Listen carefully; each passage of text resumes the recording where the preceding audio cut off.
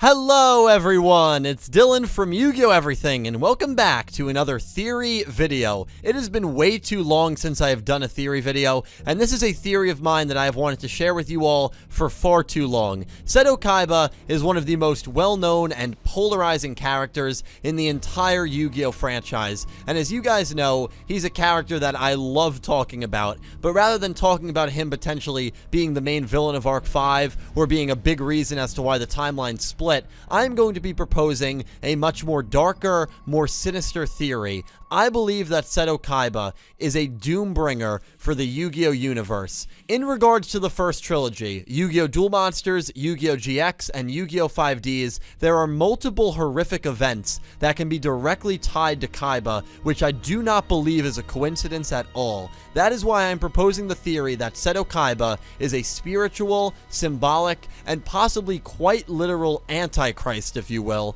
in regards to his actions and decisions that have changed the course of the Yu-Gi-Oh! Universe. I hope you all give me a chance to explain my reasoning, and I hope you all enjoy. Let's begin.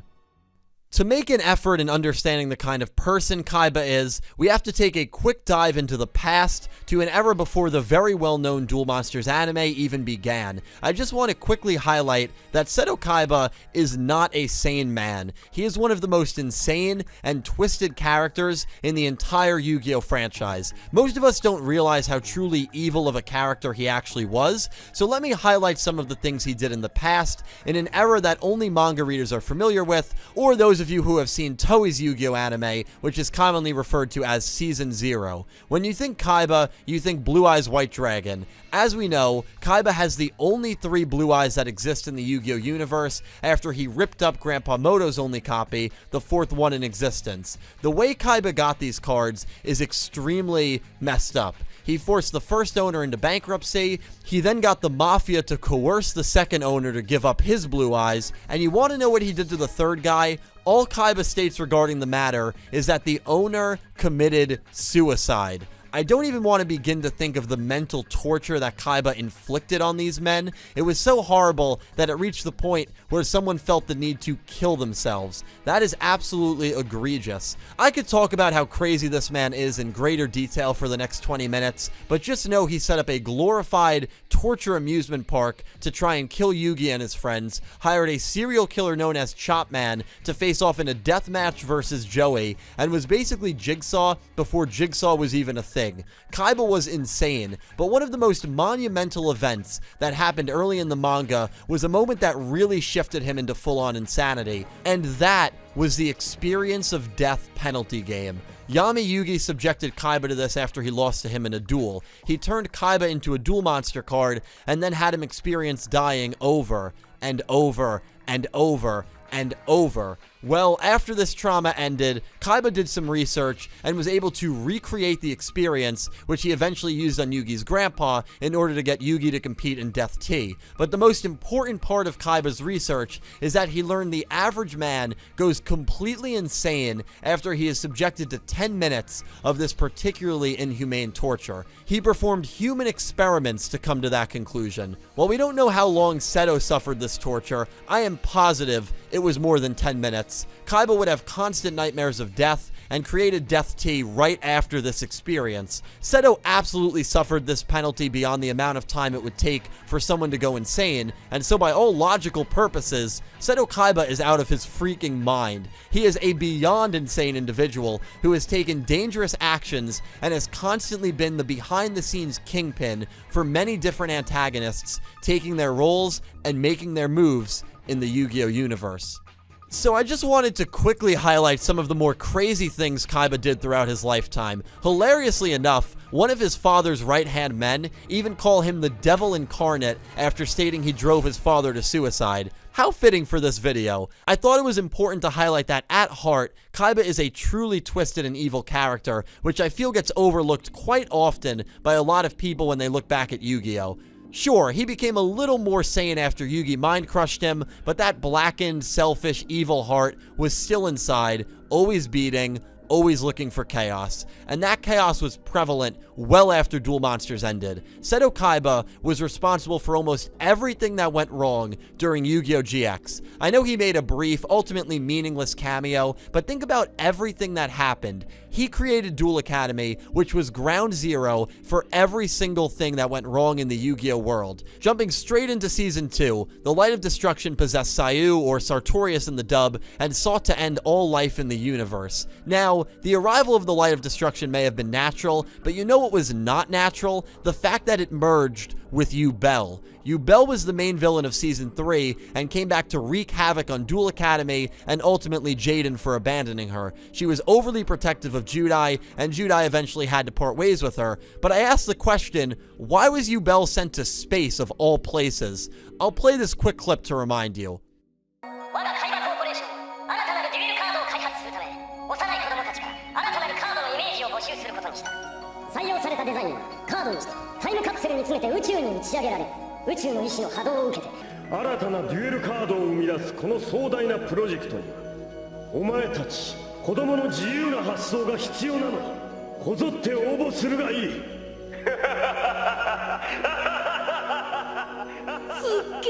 I mean, come on. Does that not raise a red flag to anyone else? Kaiba makes this announcement, announces that he's handpicking the winner, which turns out to be Judai, thus gets the ball rolling on Yugioh interacting with the light that made her go psychotic, and then maniacally laughs right after the announcement, almost as if he's a villain and knows this will kick off his ultimate plan. And kick off his ultimate plan it does, because once Yugioh interacts with the light, she comes back and pays a visit to Duel Academy. She ends up abducting a bunch of students and brings them into the Duel Monsters spirit world, where she makes the attempt to fuse all 7 worlds together and create Super Fusion God. Her plan is stopped when Judai reconnects with her and the two of them make up and fuse together. But that's okay, because in Kaiba's eyes, the stage has been set. Do we all remember how GX ended? It ended with darkness, Night Shroud in the dub, literal Satan, gaining enough souls and power to manifest itself and rise from hell to try and conquer the world. I have always viewed darkness as the literal representation of the devil in the Yu-Gi-Oh universe, and what allowed darkness to even be able to show up in Season 4? Take a listen. 私の調査チームはこの島に何らかのエネルギーが噴出しようとしていることを突き止めた。影丸会長の3現場の復活、私の光の波動の一件、そして君のユベルの事件、これらが複合的にこの島を中心とした次元に負荷をかけ、新たな事態を起こそうとしている。10代、今君が去ろうとやがて来る事態がこの島から消えることはない。Sayu and Kagemaru discuss that all of these events have weakened the dimensional barrier, which has given the opportunity for a horrible being to show its face, which turns out to be Darkness and his army of Trumans. And of course, the birthplace of that is all on Duel Academy, Kaiba's island, remember. And this is where I'll tie in why I believe Kaiba is the literal antichrist of this franchise. I believe he was in cahoots with Darkness the entire time. For all intensive purposes, Seto Kaiba sold his soul to the devil. Seto Kaiba culminated all of these events to happen so that his superior, the devil, could show its face in the waking world. One of the most massive pieces of supporting evidence behind this is when we see the list of disappearing souls. While Darkness was assaulting Earth, he would often send Truman clones to attack people and ultimately drown them in their own insecurities and sorrows, forcing them to succumb to the world of darkness. Even positive go-happy people like Hasselberry, Alexis Rhodes, O'Brien weren't able to fight off these personal attacks and eventually submitted to Darkness. We see a list of all these people disappearing, and guess whose name does not disappear from the list? Seto Kaiba. It's interesting, right? I mean, if it wasn't for him sending Yugioh to space, Darkness wouldn't have even been able to manifest itself, and now Darkness seems to be sparing Kaiba. And I don't even want to hear that Kaiba was able to fight it off and survive, because Seto Kaiba has so much personal baggage and demons from his tormented childhood all the way through his adult life that there is no way he would have been able to naturally fight it off. He would have honestly been such an easy target to pick off because of that trauma and baggage, and yet he seems to be just fine. And it's simple, really, as to why his name doesn't get erased from the list. It's because this was his goal. With the Pharaoh long gone at this point, Kaiba's life lost meaning, and this isn't like DSOD, where he gets a chance to go back and duel a Tem. He's completely lost. An insane, desperate man who has absolutely no enjoyment left in his life. He was a perfect vessel for the devil to inhabit. I'm not much of a religious person, but allow me to pull an excerpt from an interview with Bernard McGinn, a very well-known American Roman Catholic religious historian and scholar of spirituality from almost 20 years ago. McGinn discussed the definition of what an Antichrist is, in which he states, "The Antichrist will be a fully human figure whom Satan inhabits in a unique way. Emphasizing the Antichrist is only human is important for showing that Satan's power is not on the same level with God's." An Antichrist, by definition, is someone who appears to be human, someone Satan, or in this case darkness, possesses and inhabits in a unique way, and the emotionally vulnerable, empty, yet ultimately powerful Seto Kaiba was a perfect vessel. The devil has a chance to successfully engulf the earth thanks to Kaiba's actions, but is defeated and stopped by Judai, the last barrier in his way. And so, Kaiba's horrific influence on this franchise is finally put to rest.